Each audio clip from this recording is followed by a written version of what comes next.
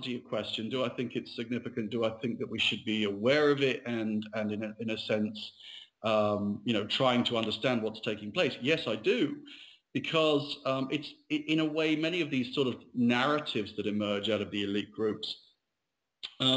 We don't see them coming. We don't know where they come from, and for the most part, we take them for granted. We just think that they're a natural response to the problems that we face, when in fact, they're a normative response. I mean, these are politically charged responses.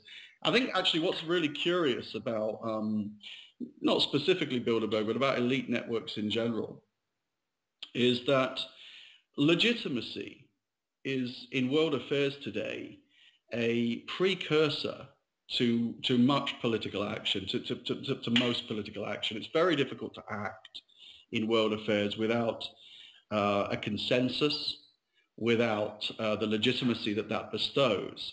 And so commanding the legitimacy, commanding a sense of what is legitimate, is in many ways the real power play in world politics. It's, you can point to military might and power and financial might and power, but we know today, and the lessons of the last 10 years or so have taught us this, that the capacity to act is largely dependent upon one's ability to shape what constitutes legitimate.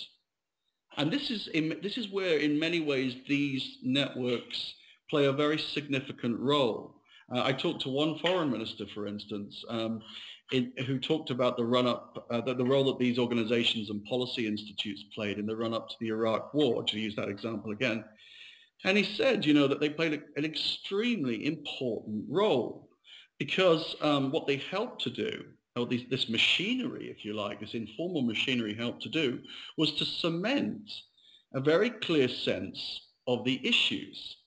And in fact, what he said to me was that the machinery worked very well for, which to some extent suggests a very deterministic role for the machinery. For my part, I tend to think that determinism is largely unconscious, but nevertheless, there are clearly actors who are trying to manipulate and to use these mechanisms to achieve certain ends. And we'd be naive to suggest otherwise. Why do business people go to these networks? Well, clearly they're flattered. They like to be around political rock stars. They like to be in an elite. But most important of all, of course, they have ends. They have personal ends and they have business ends that they want to pursue. And what better way to do that than to have some kind of informal relationship and influence over those that hold the levers of power, the political leaders. And this is not a news story. The relationship between business and politics in our societies is fundamental. I mean, it's impossible to know these days where business ends and politics begins and vice versa. So, that they're so interdependent that it's not entirely surprising that we should be finding these relationships at all levels of the policy process.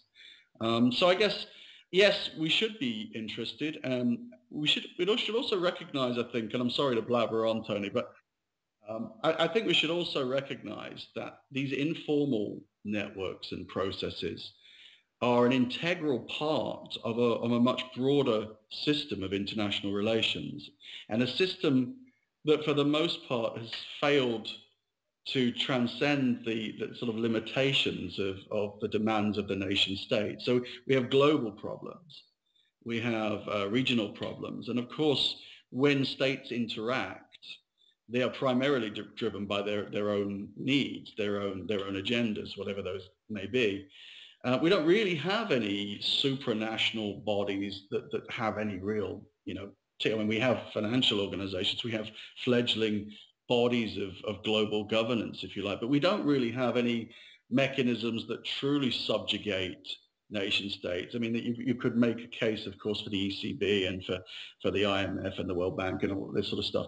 But certainly as far as the United Nations is concerned, I mean, it's in many ways, it's a legitimizing body, but it doesn't really exercise a great deal of day-to-day control over the actions of its member states. Of course, it can try to do so, but it very much is dependent upon the actions of other states. So I suppose the point I'm trying to make here is that in the absence of a global regulatory framework, it's the actions of these networks that fill a very important void because they blur the edges of a system of international cooperation that is extremely brittle. And okay, on the one hand, you might say that's a good thing because, of course, that enables us to avoid conflict and potentially wars. On the other, of course, you have to ask, okay, well, if we're doing that, what's actually being lost? Are we no longer really listening to the demands of our constituents, our citizens? What actually exists in this very vague new arena, this sort of very informal arena? Whose interests are actually being served? And I think that's a very pertinent question because, I mean, I don't take the view that these people are running the world in a very instrumental sense that some people do. But I do take the view that certainly these are very powerful individuals in one way or another. And they make the decisions that they make for a variety of reasons. And some of those reasons have got absolutely nothing to do with the broader interests of the global citizen. So, yeah, we should be interested when we should be looking at what these groups do, and we should be highlighting that this activity is taking place. Would it be safe to say that you would agree to the extent that the way the Bilderberg group operates and the way these elite networks work in international affairs is purely placeable in the perspective of the realism school in international relations, that is negotiating individual interests and kind of getting together, trying to make sense of them, whether that forms a consensus or not, but essentially either politicians from nation states or researchers from think tanks in certain states or in the European Union or in the United States or business leaders from both those continents and obviously other continents, they basically get together, but essentially at the end of the day, as you were saying, where there is no supranational body that has overriding sovereignty in terms of political legitimacy in these countries, it is just a kind of a struggle for people to negotiate their own personal interests, whether that's political interests or economic interests. Yeah, I mean, well, some of that, certainly. I mean, one of the things I've tried to deal with, or certainly myself, Andrew and Nada have talked a lot about, is, the nature of the consensus that emerges and where that comes from. Because you see, traditionally, the view is that powerful people come together and, where there is conflict, resource dependency largely determines, the nature of the eventual consensus.